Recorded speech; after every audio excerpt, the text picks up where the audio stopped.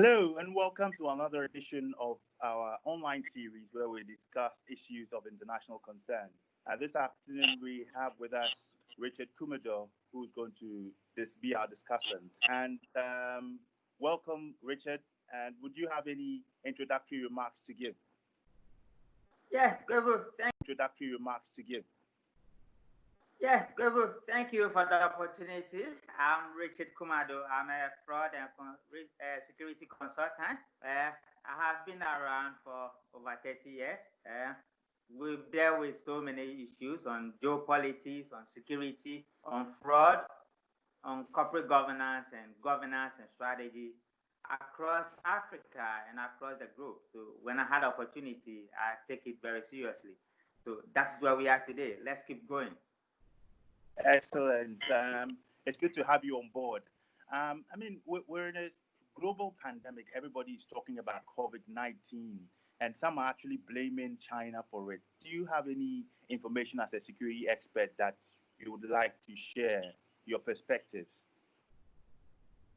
Well, this is a war on humanity. It's an invisible war, a war we cannot see, that nobody prepared for it. And in security, the element of surprise is so key. And so to the extent that the virus has now been confirmed to be coming from Wuhan in China, then you can understand why people are saying it came from China. What they are debating as to whether it's a man-made virus and it came out naturally, or it is a plan on humanity. And in security, we could say that it's a bio weapon somebody wants to use against humanity. So you can understand why the U.S. Secretary General Papu is confused by saying that intelligence told them it's man-made, and he also doesn't believe one way or the other. And so the conspiracy theories are on.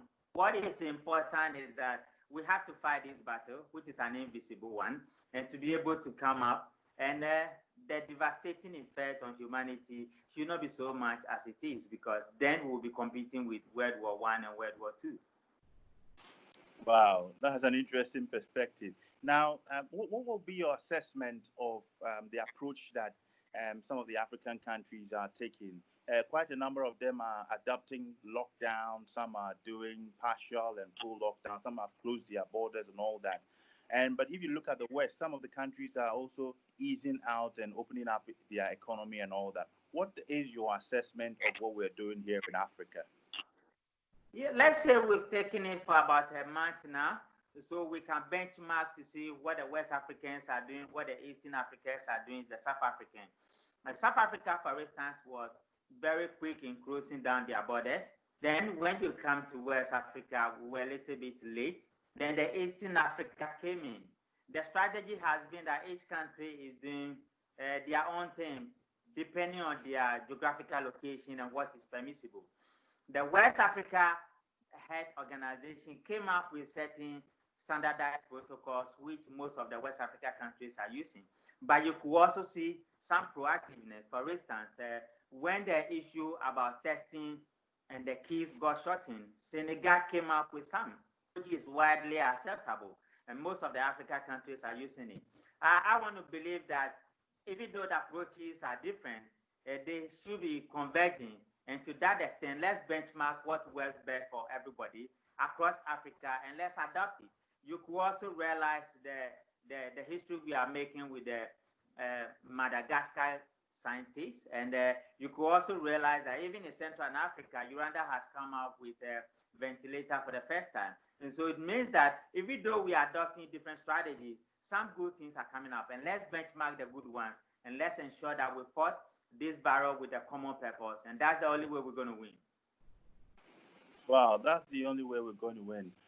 Now, you're talking about us making the best of the situation. What do you think? What will you say about our approach? Will you say that our approach is sustainable in the African, from the African perspective? Is it sustainable? You see, this virus has a two dimension. It has a health issue and it has a national security issue. To the extent that you lock down your countries, your economic activities are not running. psychological issues comes in, and funding has become a problem. You realize that a country like Ghana, for instance, went to the IMF for 1 billion bailout, and to the extent that there are economic implications for locking down your people, then they will be forced to open up. Then the health issues come. Do we, as a nation, as a continent, do we have health facilities? Have they been involving in improving the health facilities across the continent? Those are some of the issues to look at. And so to that extent, some might have worked, some might have not worked. And so we have challenges, and these challenges requires leadership in a manner that bring peace to the country so that we avoid agitations and demonstrations on the Africa continent. Then it must also be managed in such a way that small businesses are not collapsing, and the national economy is also robust to fight the implications and the impact of whatever this virus is throwing at us. Yes, that's interesting. But you mentioned something about leadership there. Do you think regional blocs like African Union have done very well in tackling this pandemic so far, or do you think that African countries should take their destinies into their own hands and work something out? They have done, they variably, some other people have done certain things to the extent that the likes of Lesotho have not recorded high numbers or none at all. And to the extent that Madagascar has never recorded any death, then it means that invariably they are winning the battle in their own small ways. As Africans, we need to create a regional bloc that is so effective. And so therefore, when you look at leadership, in some parts of Africa, leadership has become a challenge. And this is the time you need leaders to take the bull by the horn and say that we are doing A, B, C, D. These are the benchmarks we have, and these are the science and the data we have. These are the things that are going to work for us. These ones are not going to work, so that we'll not be blindfolded to follow what everybody is doing. Because even if you consider Europe, not everybody is doing the same thing. You consider the Sweden approach, you consider Germany, their factories are working. Some people have different techniques in unraveling what the virus is and how they can manage their national economy so that they don't come to a close. Africa must step up, take leaders by their bull, by the horn, and let us rally across Africa with a unity and of purpose to ensure that we are working with the objective of winning this battle and not destroying our national economy. Right. So what you're saying is actually that there's not a one size fits all approach. Whereas there's not a one size fits all approach, we should also be sort of benchmarking the efforts that African countries are making, and we should have sort of a unified effort towards this fight. Right. Now, Exactly, because when you realize, you look as if the virus was not meant for Africa, and we live in the tropics, and so therefore we already generate a lot of heat here. We should benchmark the best practices on the continent. When you look at the symptoms of this virus, it looks similar to malaria, and we have lived with malaria in this part of the world for so long. Ebola just left Africa. What has been the standard protocols for treating Ebola as compared to malaria and the other ones we have dealt with as Africans? Let leadership rally around, bring all the people we have, our expertise in security, in treating viruses, in medicine and health, and you could see that we're making a headway. And I'm not so naive that there are challenges, but I also believe that some African countries are doing so well, and we need to benchmark that. That is the only way we're going to make a headway. right. Some Africans are doing the right thing as well, and we need to benchmark that. Now, you'd realize that as part of the approaches that most countries are taking, some have taken lockdown, some have closed the borders, some have actually introduced compulsory use of face masks and all that. Do you foresee any security implications from all these actions that the various countries are taking? And take the African perspective. Yeah, to the extent that we still have some bottlenecks of movement across the Africa continent, the Africa leaders at the AU need to address that one. And then the use of face mask, even though it brings some difficulty in breathing, especially for those who have pre-health conditions, some criminals might also want to take advantage. And we did a survey in Ghana where bank fraud has increased, by the wearing of the face mask. And so therefore, I'm happy to be a resource person for the internal control, financial crime, and the compliance money laundering platform. We've taken a decision together with the central bank and the Bankers Association to be able to review the wearing of the face mask, especially within the banking hall. To that extent, security is a major thing, and your safety is guaranteed by how secure you are. I think that they need to speak among themselves, and they need to be able to beef up what the national security issues will be, to be able to work at it. Border control is an issue. Border security is a major issue. There has been some recalcitrant individuals across the continent who are taking the law into their own hands, and they are not adhering to the standard protocols that go with the state of emergency or lockdown. We brought in the security into the street. Their measures they have taken has also been harsh. There has been crashes with the citizenry. We can look at it and say, where have we gone wrong? What do we need to do better? And let us foster unity, become consultants to our people. Communication is so critical in these issues. Let's communicate the issues to the citizens, and let's make sure that they are doing what is right. And I believe we'll come out strongly. We will come out strongly, definitely. Now, once upon a time, a few months back, everything looked okay, and then we heard stories from Wuhan and all that. Do you think that China should be held responsible for this COVID? What's your personal perspective? I asked a personal question the last time that has Africans or Africa people forgotten where to send a bill for HIV/AIDS or Ebola? Because these things drop in Africa. And when you look at the pattern of the spread of the Ebola virus, it ended up at where we have the diamonds. And it means that somebody is after it, and somebody want to surprise at it.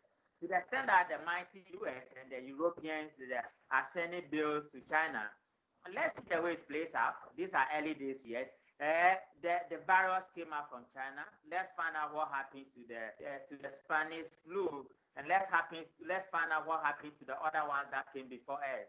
There has been so many conspiracies. The Chinese must come up clean. They must tell the whole world what they know about the virus, and all those guys who work around the Wuhan lab must also come up clean. And to that extent, people have the right as individual nations or continents to raise issues with China in the fight and in the supremacy for geopolitics. And Africans must not lose the battle. We must also make our voice heard. And when our leaders must be on their feet, pushing and winning for Africa. And that's the only way collectively we can hold China accountable should something go wrong. So there should be a unified force from the African perspective. Now, talking about that and moving on from COVID, what would be your view on African integration? Do you think it's ever possible? You know, Dr. Kwame Nkrumah was looking out for a United States of Africa. There are so many things that Africa is doing as individual countries. Sometimes we do not collaborate and all that. You'd see that from the European perspective, you'd have a stronger European Union where some of the laws actually cascade down and get entrenched automatically into the laws of the member countries. What is your view on African integration? Do you think it's actually possible? One is based on about two, three, four things. One is leadership. You realize that when the founding fathers of Africa left the scene, Africa has suffered from leadership crisis for all these years. In recent years, the narrative has changed a little bit with the likes of Paul Kagame, my main man at Botswana, Masisi, Magufuli in Tanzania, Kenyatta in Kenya, and some of the new ones coming on board. Recently, I was happy when they signed the trade agreement among themselves, which is a major boost for Africa.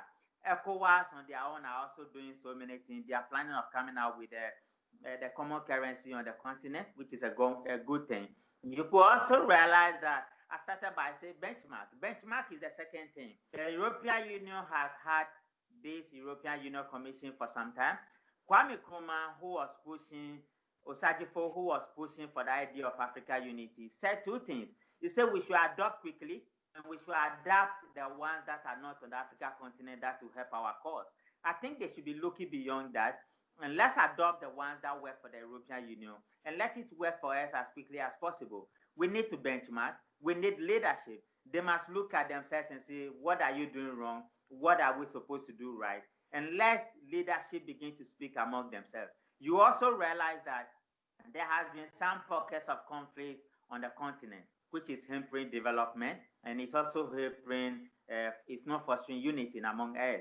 Whatever it is, we have come a long way with the likes of Ramaphosa in South Africa and the guys in Namibia, Malawi, and Mozambique. I have so much hope in Africa that I believe that when they put their heads together, they'll be able to do something. You realize that when our brothers in Madagascar said they have found a cure, they hold an online conference with about 9 or more conferences with African leadership. Once they begin to speak, create new ideas, and we'll make a headway. Unfortunately, most people who have great ideas are not in leadership. And this thing was told to us by Patrice Lumumba, that you have people with ideas who are not in leadership, and people in leadership don't have as much ideas as possible. I'm believing that a day is going to come in Africa where we're going to have people in leadership who will listen to themselves and say, what did I bring on board? What am I doing right? What am I doing wrong? What am I wasting? How much have I developed from where I left off? And in that doing, you could see that we'll be forming the right synergies across Africa, and we'll be able to make a headway. Wow. There's quite a lot of things we need to do to be able to make that headway. It's quite a hurdle of a task. Now, you'd realize that in most African countries, there is a lot of conflict. Africa is riddled with quite a few spots where there are conflicts and all that. Why would you say that conflict resolution, peace, and security is important in Africa? It is because when you're talking about conflict, normally in every conflict, there's a root cause and there's immediate cause. You cannot have outsiders coming to quench fire in your house all the time. We have to be bold and ask ourselves, what are we doing wrong? I've written in my book called Wisdom Keys Volume 1, and I said that anytime you want to fight, ask yourself, who are you fighting? What are you fighting for? And in whose interest? Let's ask ourselves, the conflicts we have on the Africa continent, is it not outsiders we are conniving with to fight our own people? Paul Kagame said recently that they created a war in our midst, that we should be fighting ourselves. Then as we fight, they came and loot our resources, but we find wisdom in not fighting. And so therefore, they may end up killing me as Paul Kagame, but they have their destiny to their own hands. And I think that's a great leadership call. You could also realize that he's calling for Africans to print their own currency, which is also a great sign for a good leader. In doing so, Paul Kagame in Uganda has a history of fighting. Let's go back there and find out what they have done right. For 19 years, he has been in power, and their country has become a spotlight for Africa now. Let's find out what they are doing well there, and let's begin to benchmark it. Countries like Ghana, we never had a fight for a very long time. We have a stable security issues here. Let's come here and benchmark what we are doing right in a means of a democracy or a politics that divides people and divisive in nature. Let's find out what we are doing right and let's begin to do it. The stories are many. Let's go to Botswana. Let's go to South Africa. What are they doing right and benchmark it? Now, at the UN chapter, the leaders must have the confidence to look at the faces of their colleagues and say that this fight in South Sudan is unnecessary. The rebels in Uganda is unnecessary. And to make use of diplomacy, we don't make use of diplomacy. And dialogue is the thing. Let us judge than fight. Who are we fighting? Africans are the same people everywhere. We have the same troubles. We have the same underdevelopment. We have the same healthcare issues. We have the same underprivileged schools. Let's begin to develop by investing in agriculture, by diversifying our economy, and stop the raw material. Those are the things that should matter to us than to take gun and fight one another. We have been fighting. This unity has not helped us. I'm pleading with African leaders that let's unity work for once. And that's the only way we're going to come out as glorious people. We could look at the talent we have in Africa. Look at our land that could fill the whole world. Look at the minerals we have. We are strong. And so therefore, how can the strong be said to be weak? Because we are fighting. And once you keep on fighting, you don't make progress. And to that extent, let's make good use of dialogue, diplomacy, and let leadership come in. And that's the greatest security we have. That's the greatest security we have, indeed. But what will you say is the reason why diplomacy has not been able to ensure peace and security here in Africa? I mean, we've got African Union, we've got the ECOWAS, we've got all the regional and sub-regional blocks, and we would say that we are actually maturing in the art of diplomacy. So why has diplomacy not been able to resolve this so far? What are we doing wrong? It is not because the priority areas have not been adhered to. Diplomacy do not work because we are afraid to speak the truth. Diplomacy do not work because of the self-centeredness that each person is doing what they want. You saw the struggle the UK had to go through by leaving the European Union because the protocols work and because the standard adherence must work. In Africa, it looks as if the laws are so lax, and the laxity in applying the laws has become a major issue for us. But hey, leadership is everything. I remember growing up when we have President Rawlings in Ghana as the leader. And today I do social survey and everybody tells me we need leaders like President Rawlings. That is why Paul Kagame, I'm a fan. And that is why I'm a fan of the Tanzanian president and Masisi in Botswana. Leadership is everything, and the strict laws must be seen to be working. We cannot make laws and we don't apply them. We have the best of security brains across the world. We have the best of scientists. We have the best of everything you can think of, from music to sports to security to entrepreneurs to technology to scientists. They all come from Africa. We are not working together and we are not harnessing our energies together. Diplomacy is not working because people don't even know where to start from and they don't know what the rules are. Let's begin to educate our people, and we need leadership. The AU leadership must be seen as people who are biting the bullet, and they must be seen as people who are trustworthy, and they must be seen as people when they speak, they mean what they are saying. That is the only way the rest are going to follow. Otherwise, we will have a little long way to go. Wow. Now, what will you say are some of the creative ways we could be resolving some of the conflicts that we see around Africa? You'd see in Nigeria, we have the Boko Haram insurgency, we have Libya, we have Central African Republic, South Sudan, Somalia, and all that. I mean, what are some of the creative ways from a security perspective that we could be using to resolve some of the conflicts? One, we need to develop the human security factors. That is to say that national resources should be distributed in a manner that others don't feel underprivileged. Uh, Job creation has become a problem. Our leaders must find a way of creating jobs for the young people. That is the only way the streets can be clean and safe. Then again, African leaders must work so hard to improve the security infrastructures we have.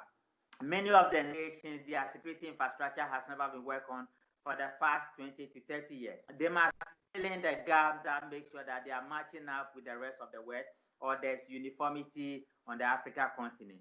The third point is the legal systems we run. Once there's injustice and crime is not punishable, there's looting, there's corruption, there's fraud.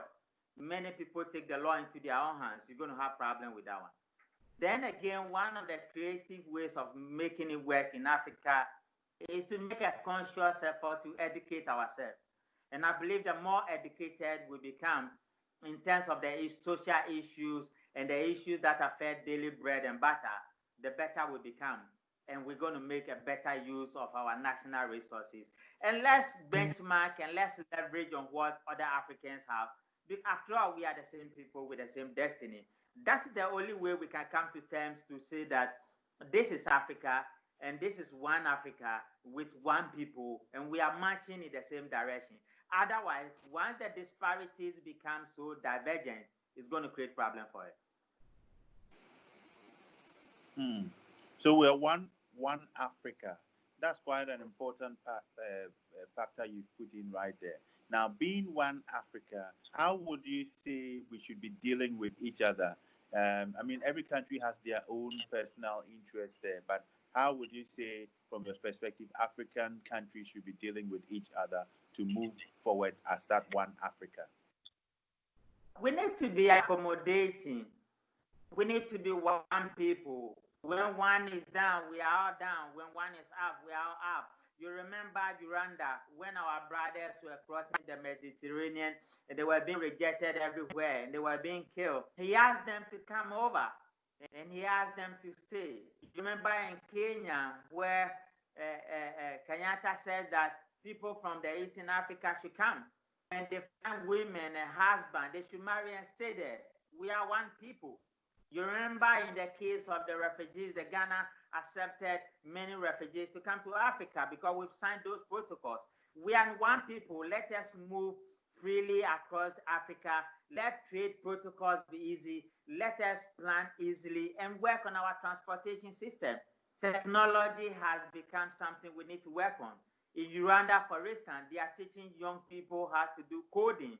And I was very happy to see that. In Ghana, for instance, in the case of COVID-19, you saw the solar systems coming out, the solar hand dryers and the hand washers and the innovations that are coming up.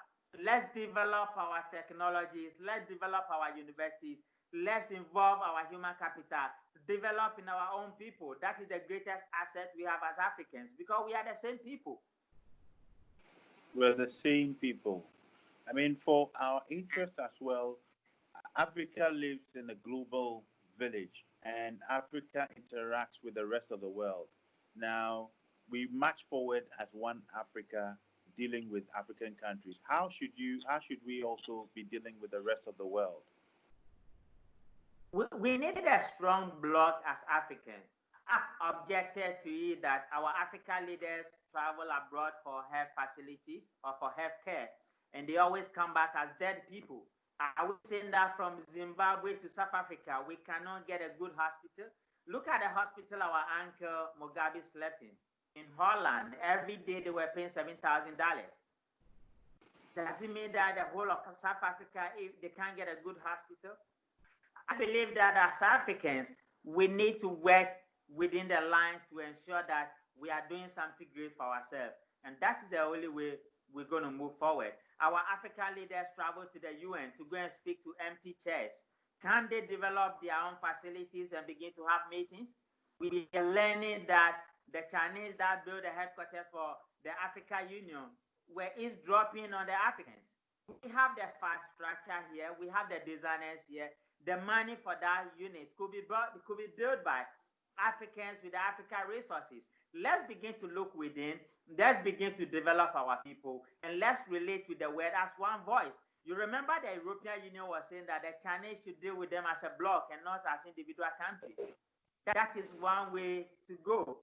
As Africans, we can have a united front that speaks for us instead of everybody speaking, and it's creating problems because of the population and the geographical jurisdictions and the demography. You can't have Togo competing with the United States, but when we go as one people, we have a common voice and we have a common need. That's the only way we can develop and deal with the other people. We have been dealing with the ECOWAS, we have been dealing with the Commonwealth people for some time now. We have dealt with the West, now we are dealing with the China. What has been the lessons we learned? Do we just go wholeheartedly and begin to borrow at the rate we are borrowing? It could create problem for us. Let us speak one voice. Let's look at our needs and begin to benchmark and leverage on our strength, and we'll be able to make a headway as Africans. Hmm. So your perspective is that we should have a strong, unified bloc and go as one force. Definitely, that's the only way we have a strength to be able to debate the issues and to be able to make credible voices out there. And they're going to respect us. Otherwise, coming together give us a strength and also give us the collaborative effort we need to be able to put our case forward and say, this is Africa as one people, and these are our needs, and these are the things we need. We may not need that one. And definitely, you could realize that most of the things we go out there chasing for, we can get them in Africa, and that minimizes the risks and the exposure we create for ourselves. Okay. So, but what will you say is the role of African world politics? Africa stand a good chance. Africa, we control majority of the world resources. Africa supply almost everything to the west and to the east. Africa must begin to form new alliances based on strength. Africa must begin to dictate the pace. We were told that our land can feed everything. Check the whole world. What did they have? Everybody is looking down to Africa. Recently, you saw the Russians calling the whole of Africa leadership to Russia. The African leadership just came from the UK. Everybody is looking up to Africa. Even in the case of COVID-19, considering the death rate in some of the European countries, they'll be looking for Africa for manpower. This is not the time for we to just send our people out there anyhow. We must negotiate the issues. We must dictate the pace. That is the only way we will stop sending raw material and we begin to add value to our commodity. Otherwise, the terms of trade and the balance of trade is going to always go against us. And we must begin to take advantage this time around and say that Africa has come of age and we have everything we need. Others must come to us and let us put our best foot forward and begin to make the best out of Africa. And that's the only way we must go. Where do you see Africa in the next 10 years? In the next 10 years, I want to get up when I'll be about 60 years or almost there. I want to see Africa having the same common transportation systems. I want to see an Africa where we are using technology. We are using technology to enhance our education. I want to see Africa where we are using technology to improve healthcare. I want to see an Africa where we are using technology to facilitate transportation systems. I want to see traveling across the Africa country to be easier as never before. I want to see the road work never so hectic as it is. I want to see an Africa where there's less bottleneck traveling from one place to another. I want to see Africa where we are trading among ourselves. I want to see an Africa where the universities are working, students are coming up and being more productive. I want to see Africa where there's a level of creativity that match up with the rest of the world. I want to see an Africa with a common currency where trading among ourselves becomes so easy. I want to see an Africa less of conflict, and it should be debating of ideas and creativity that works for the betterment of everybody. Hmm. That's a very powerful one. We need to have an Africa that works. Now, what will you say is one of the ways that Africa can win itself from external powers? We will need to check the level of borrowing. When we borrow too much, we become vulnerable and anybody could take advantage of us. We must also look out for the kind of people who put themselves out there as leaders. Leadership is everything. Leadership is everything. So a new Africa, a new challenge, and a new dream. It should be that we will have an Africa with an effective leadership structure. We will have an Africa that do not bend the rules unnecessarily. We will have an Africa that is so determined that we will not be borrowing at the rate we are doing, that will begin to add value to our raw materials and begin to produce credibly enough in Africa. We will want to see an Africa that we are credible and will be accepted across the world. I have been in consultancy for the past 30 years. I have traveled extensively. I have lived and schooled across abroad. I see what some other people are doing. They are not far better than us. We will need to form alliances, and our synergy has to be as strong as never before. That when a child is born in Dar es Salaam, and whatever decisions the parents are taking should know that another child can be born in Accra, and their actions and inactions have ramifications and implications. And in so doing, we'll begin to live for one another, we'll begin to look out for one another, and we'll begin to take decisions that has positive impact across the whole of Africa. And so therefore, Africans will have confidence staying on the continent. Look at us. After slave trade, 400 years or so, most of our people have been taken away. Lottery visa has been used as a ploy to take the best brains out of Africa. And I oppose that Africans, we pay for our people, we pay their fees abroad and they never come back home. The Chinese will always go back. The Europeans will go back. The Asians will go back. Look at the Asian tigers and what they did. The Israelis will go back. We are the only continent that when we travel, we don't come back. And national leaders use national resources to train it, but we never come back.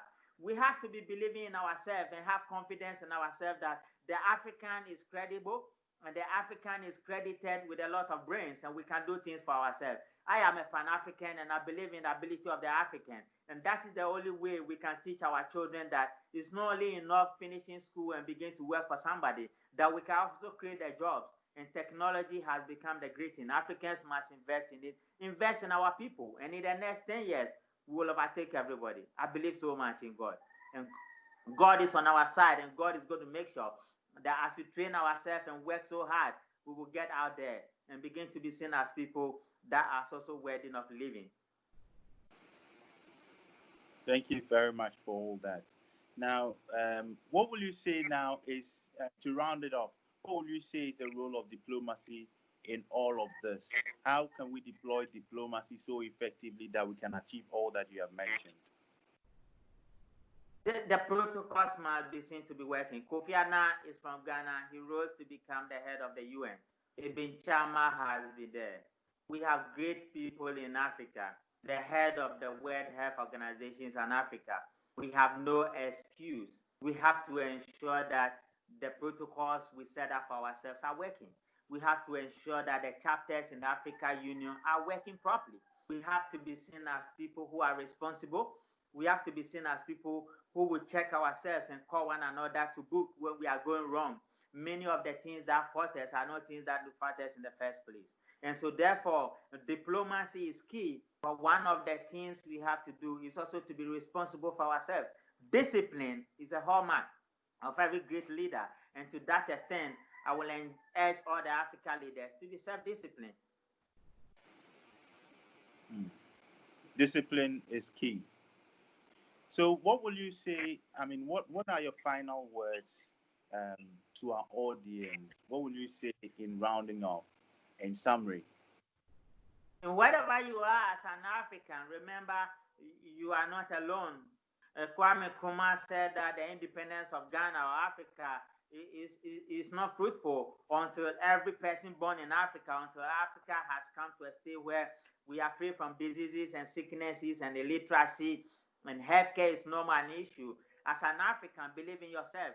Share with your colleagues, share with your friends and family. Look out for one another, and let's believe in ourselves, build our families, build our communities, build our nation, and begin to explore new ideas and new avenues that create avenues and jobs for our people. Leadership has to be something we have to take seriously. Let us not sit back and say it is somebody's responsibility. Let us go out there and ensure that we are taking decisions that is benefiting ourselves, benefiting our communities, benefiting our nations, and let diseases and sicknesses and conflict be driven out of Africa. And so, therefore, I'm just saying that we are one people with a common destiny, and we're going to fight these battles together, and we will win and come out victoriously. And God is on our side.